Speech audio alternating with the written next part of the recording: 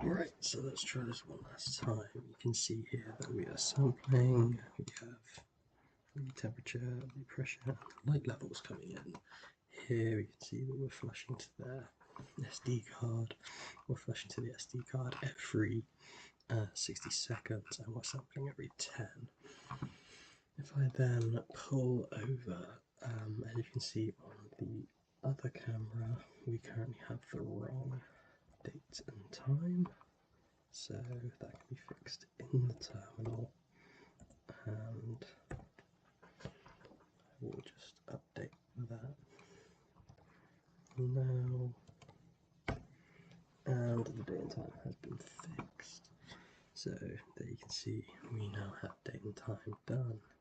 The bar chart here is working. We are currently measuring light. There we go.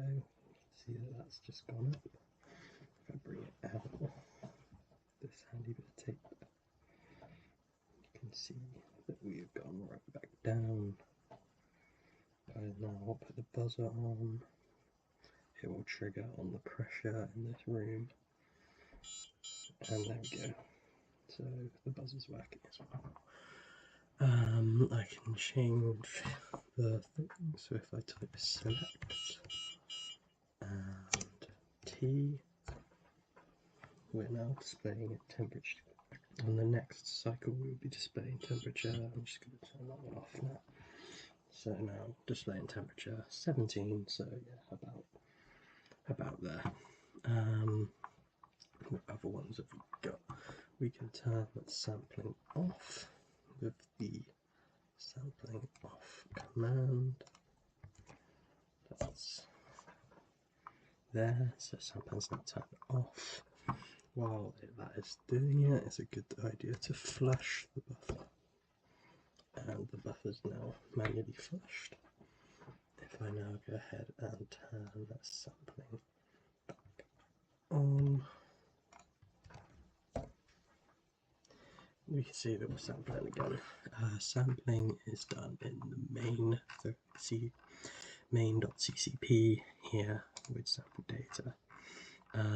This is my hysteresis implementation.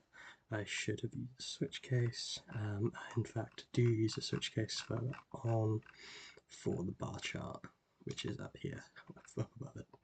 So I should have used a switch case for this one as well. That's an error on my part.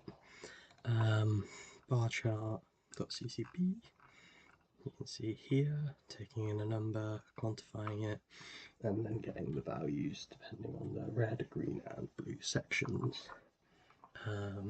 If I go with an SD card writer, this is activating every 60 seconds.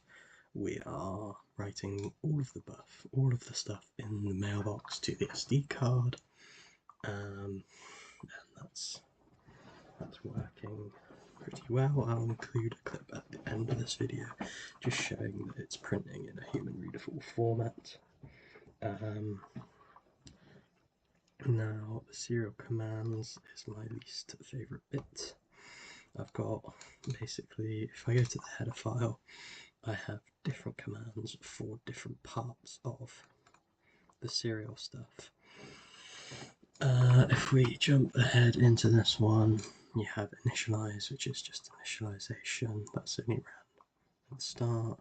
Input processor, which is processing the inputs, which is just logging the inputs to this buffer. You've then got handle command, which is just comparing them to our key values, and if it doesn't recognize it, it prints out the unknown command, and if it's a keyword that is specified in the coursework spec, it jumps to its respective function. Set date time is here, that's the function for setting the date and time.